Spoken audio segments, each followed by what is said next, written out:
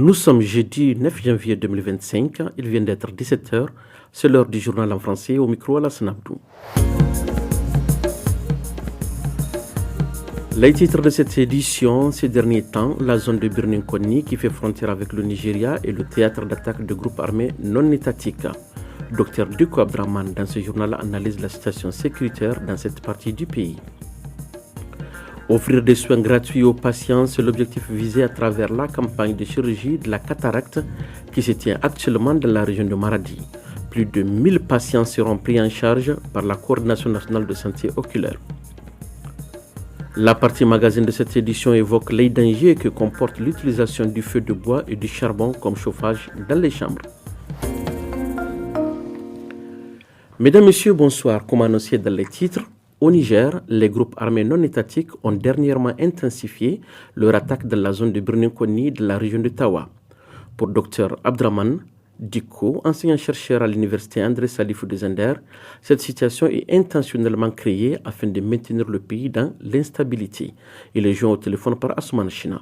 Le Niger fait frontière avec le Nigeria. Malheureusement, juste dans l'état de Kébi, nous avons une nouvelle organisation djihadiste qui s'appelle la Kourawa. Et cette organisation djihadiste est à la limite une invention criminelle parce que nous n'avons pas de lien avec cette organisation qui, dans ses déclarations, prétend lutter contre l'injustice et l'inégalité. Donc aujourd'hui, le détournement de ces objectifs vers d'autres fins nous force à croire justement qu'il s'agit tout simplement aujourd'hui de la naissance d'un nouvel élan djihadiste basé sur ce qu'on appelle le mercenariat politique. Et ce mercenariat politique est exploité par d'abord un certain nombre de personnalités, comme on l'a très bien dit, qui pensent saboter les installations du pétrole nigérian, créer une sorte de confusion, forcer le Niger à aller vers une sanctuarisation, servirait leur intérêt ou empêcherait au gouvernement actuel d'asseoir une paix durable sur l'étendue du territoire nigérien. L'intention de déstabiliser se passe aussi hors de nos frontières. En effet, le palais présidentiel tchadien à N'Djamena a fait l'objet d'une attaque hier soir, mercredi 8 janvier 2024, par des hommes armés, a annoncé le gouvernement tchadien. Les autorités affirment que le calme est revenu. La situation est totalement maîtrisée. Toute cette tentative de déstabilisation a été éradiquée, a déclaré Abdraman Koulamala, le porte-parole du gouvernement tchadien, sur les ondes de la télévision nationale locale. Revenons au pays pour vous informer que la coordination nationale du programme national de santé oculaire organise, du 6 au 10 janvier prochain, une campagne de chirurgie de la cataracte dans la région de Maradi. Cette initiative vise à offrir des soins gratuits aux patients souffrant de ce trouble de la vision. Dr Almou Ibrahim, chirurgien, ophtalmologue et coordinateur adjoint du programme, nous en dit plus au micro de Mohamed Maman. Nous sommes venus pour un objectif de 1300 malades, dont 800 malades à Maradi, 500 malades à Tissawa. Ça, c'est pour le compte de la région de Maradi. À Zender, on ira à Magaria pour 500 malades et à Tawa pour 500 malades et à Madawa. La cataracte, avant tout, c'est une maladie du sujet de troisième âge. Tant que Dieu te prête longue vie, tu vas développer ta cataracte. La cataracte n'a d'autre traitement que la chirurgie. Quand elle est mûre, on l'opère. Et c'est d'enlever le cristallin qui est opacifié, de nettoyer et de le remplacer par un implant artificiel. Dès demain, on enlève le pansement, le malade retrouve sa vie.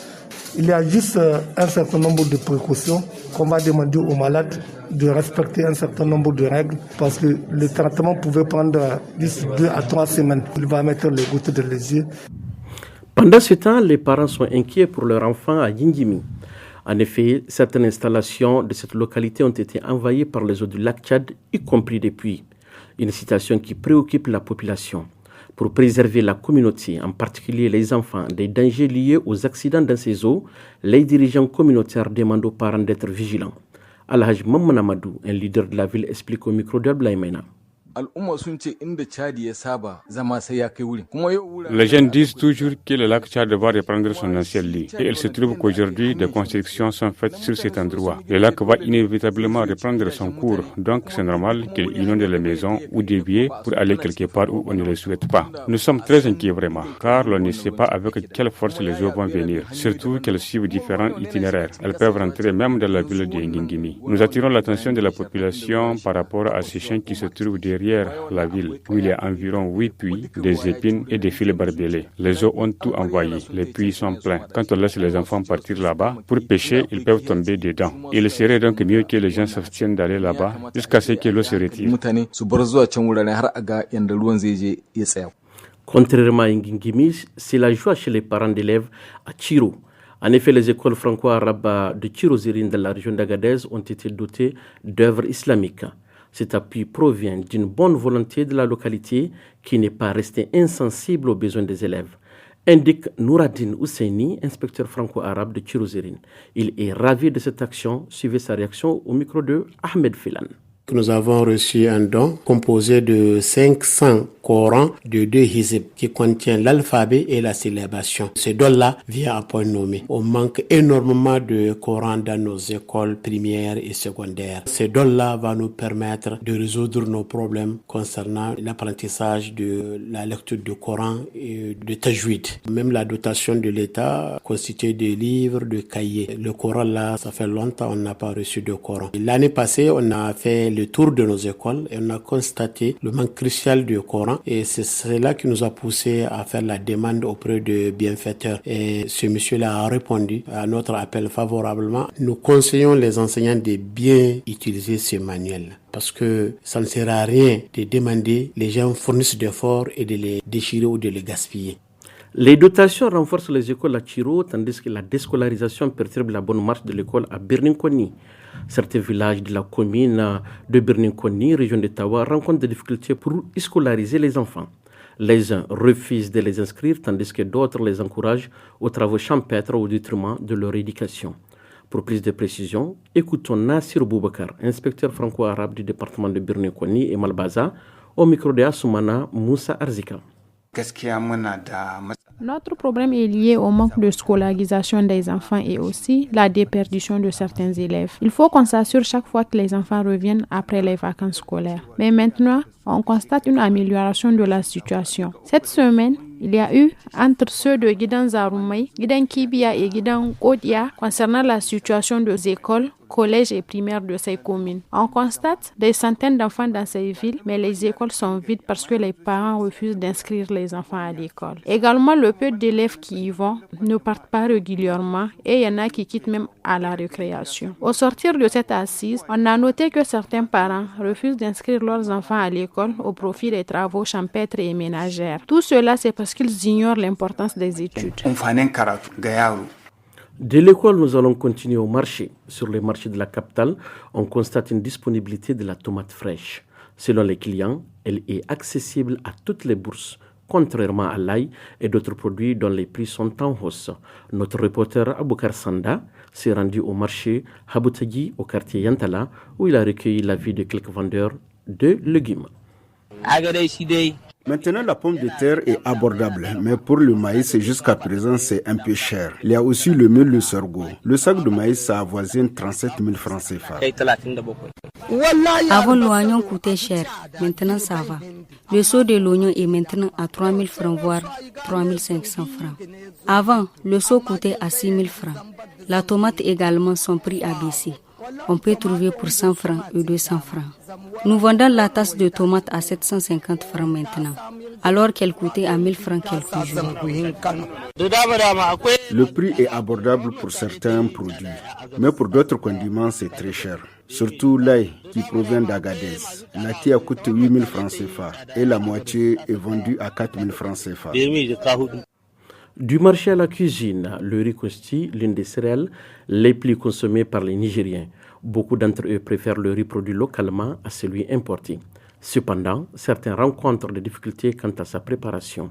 Bachir Youssoufou, président de la Fédération nationale de la coopérative de production du riz au Niger, apporte quelques précisions sur le sujet. Il est au micro de Hassan Nourou Abdrahman. Les gens prennent le paddy en vrac et ils font la transformation. Si vous partez dans la cuisine et vous voulez préparer ce riz qui a 2 ou 3 variétés dans le sac que vous avez transformé. Et ces 3 variétés n'ont pas le même temps de cuisson.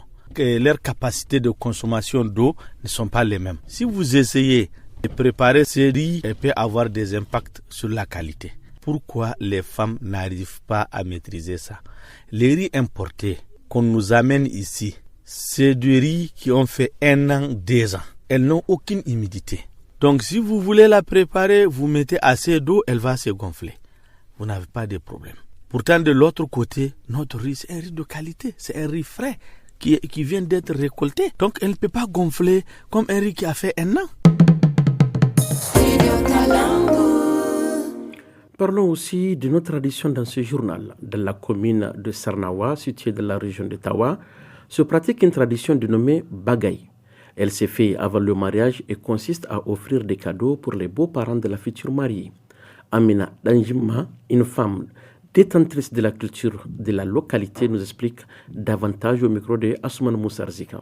Bagay, c'est l'ensemble des cadeaux qu'on apporte à la famille du jeune marié après la remise de la dot. Ce cadeau est composé de 6 sacs de miel, de 20 casiers de jus Oriba, de 10 sachets de bonbons et 10 paquets de biscuits, y compris d'autres articles. En tout et pour tout, la famille de la jeune mariée doit dépenser une somme de 200 000 francs. C'est une vieille tradition que nous avons héritée de nos parents. La nouveauté ces derniers temps, il y a même des chaises qu'on offre aux parents en de cadeaux. Cette tradition se fait pendant la période de récolte, avant la célébration du mariage. Si toutefois les parents de la jeune mariée n'ont pas apporté ces présents, la jeune mariée sera toujours mal vue au sein de sa belle famille, car ses beaux-frères et sœurs lui font toujours des indirects, ce qui la met mal à l'aise. C'est une obligation pour nous les parents, on n'a pas le choix. Ici à Sarnawa, pour marier sa fille, il faut obligatoirement respecter cette tradition des bagailles. Wallah c'est kai.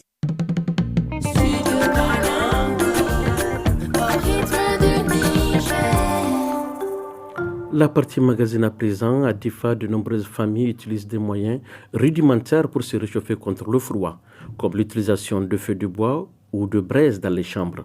Bien que cette méthode soit efficace pour chasser le froid, elle comporte des risques pour la santé et la sécurité des habitants. Plus de détails dans ce reportage de Guidi Abderrahman. Ces dernières semaines, on enregistre des faibles températures les nuits et les matinées, ce qui oblige certaines personnes à recourir à une vieille méthode de chauffage, comme en témoignent ces mères de famille. Pendant la saison froide, nous mettons des braises dans la chambre pour se chauffer. Ainsi, nous faisons dormir les enfants. Dès qu'ils se réveillent, ils ne peuvent plus se rendormir à cause du froid. Ça fait pitié. Les bois et le charbon coûtent aussi cher. Nous mettons les braises dans la chambre à cause de la fraîcheur, de l'espoir que cette dernière soit réchauffée. Du coup, les gens qui n'ont pas compris laissent les braises jusqu'au moment du coucher, ce qui provoque souvent des incendies. Pour les gens qui ont bien compris le message, une fois que les chambres sont réchauffées, ils retirent les braises jusqu'au petit matin. Comme la fraîcheur revient, on réactive le feu jusqu'au lever du soleil.